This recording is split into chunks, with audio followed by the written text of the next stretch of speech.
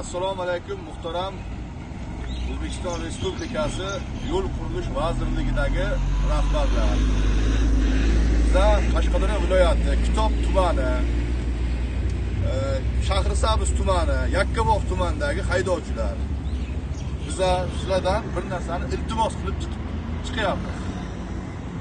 Mana shu ko'rib turganlaring Qashqadaryo viloyati Kitob tumani bilan Samarqand viloyatini bog'lab turuvchi Taxtaqoracha dovoniga o'tish posti, Minchinor posti. Mana shu postdan o'tib Taxtaqoracha dovoni boshlanadi. Endi bu Taxtaqoracha dovoni nechinchi yil ochilgan bizga qorong'i, 50 yilmi, 60 yil bo'lgan, ochilganiga qancha bo'lgani bilan shu paytga dovur yuk mashinalar qatnovi to'xtamagan bu yo'lda. To'g'rimi? Bizning ota-bobolarimiz ham mana shu yerdagi Kitob, Shahrisabz, Yakkabog'da va Samarqanddagi shopirlar shuncha yillar davomida mana shu yerdan o'tib qaytib kelgan.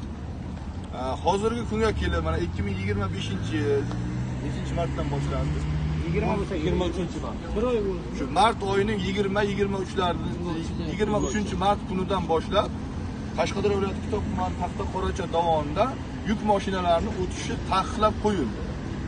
Hozir bizlar kelib postdan xodimlardan o'zimizni o'sha huquqlarimizni talab qilib, mana shu postdan qachon o'tishimizni, nima sababdan yopilganini, qachon ochilishini so'rab murojaat qilganimizda bu xodimlari bizga Qashqadaryo viloyati ichki ishlar bo'limidagi o'sha Obilgay zamnachalik gayni nomerini berishdi, Shodmonov Sanjar akani. Biz u kishiga chiqdik, u kishi nima sababdan yopilgani, hozirgi kunga qanaqa ishchi guruhlar tuzilgani, 5 ta tashkilotdan MCSda aytayaptilar, yo'l qurilish, ichki ishlardan ham, xullas kalom o'sha Pervalda xavfsizligini ta'minlash maqsadida tuzilgan ishchi guruhni ligilarini aytdi, bizga tushuntirdi.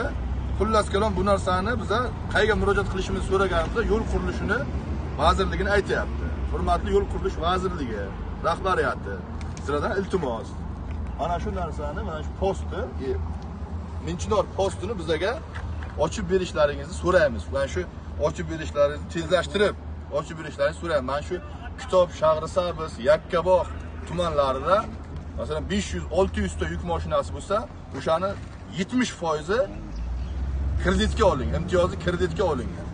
Hammasi kam 15 million, 20 million, 25 milliondan oyma-oy kredit to'laydigan mashinalar. Hozirgi kunda bizada chiroqchini yo'ldan chiroqchi Sho'rquduq yo'li bilan aylantirib yuboryapti.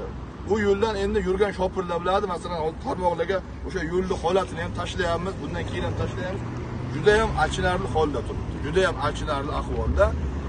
Yuk mashinani balonni yutib o'radigan yamada bu. Asfalt yo'q, xullas kalom, asfalt yo'q. Mana hamma o'tib qaytyapti o'sha yo'ldan. Bu yo'ldan yurish juda azob.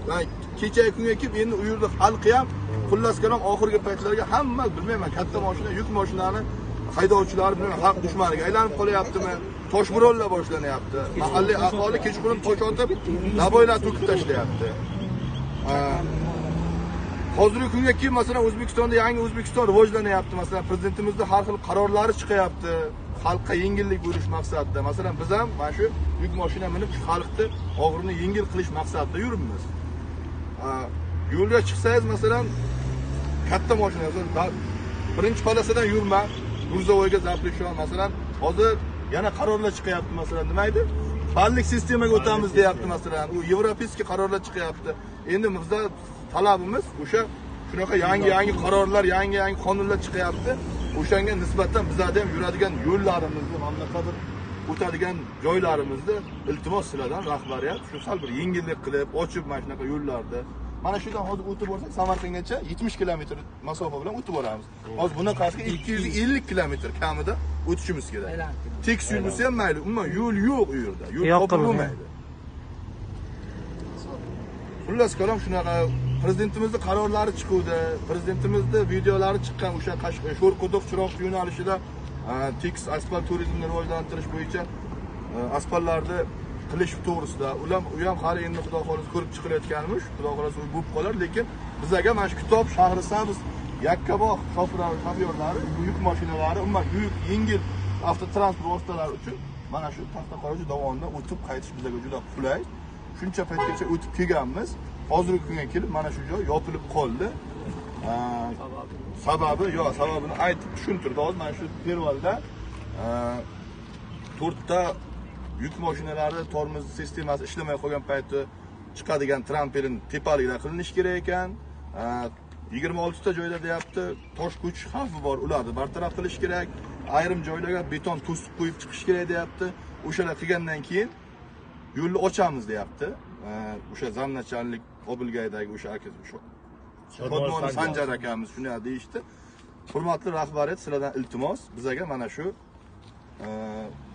bartaraf qilinadigan ishlarni tezlashtirib qilib berib, mana shu yo'limizni ertaroq ochib berishlaringizni iltimos qilib so'raymiz.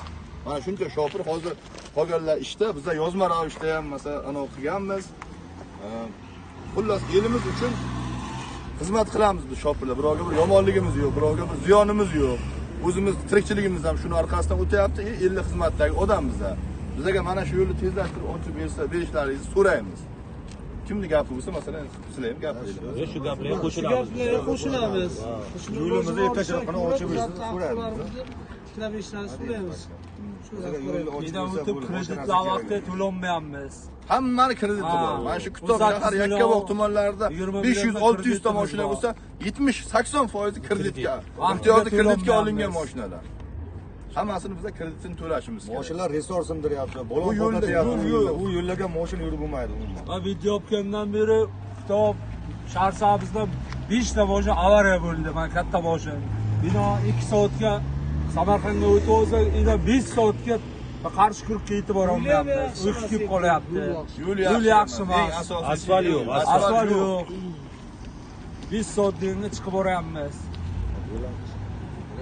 Hurmatli rahbariyat, sizlardan iltimos, bizlarga mana shu yo'lni tezlashtirib shu ochib berishlaringizni so'raymiz. Shu mana shu ochilishiga yordam qilingizlar. Bizlar yo'limizni ochib beringizlar. 1000 ta shopirda nomidan chiqib shuncha. 830 ta shopirimiz o'sha gruppamizdagi shopirlar o'sha iltimosi, o'shancha odam nomidan sizlarga iltimos qilyapmiz. Hurmatli yo'l qurilish vazirligidagi rahbariyat, maxsus xodimlar iltimos sizlardan bizlarning mana shu ishimizni ko'rib chiqishlaringizni tezlashtirib berishini so'raymiz. Rahmat sizga ham. Sizga ham rahmat.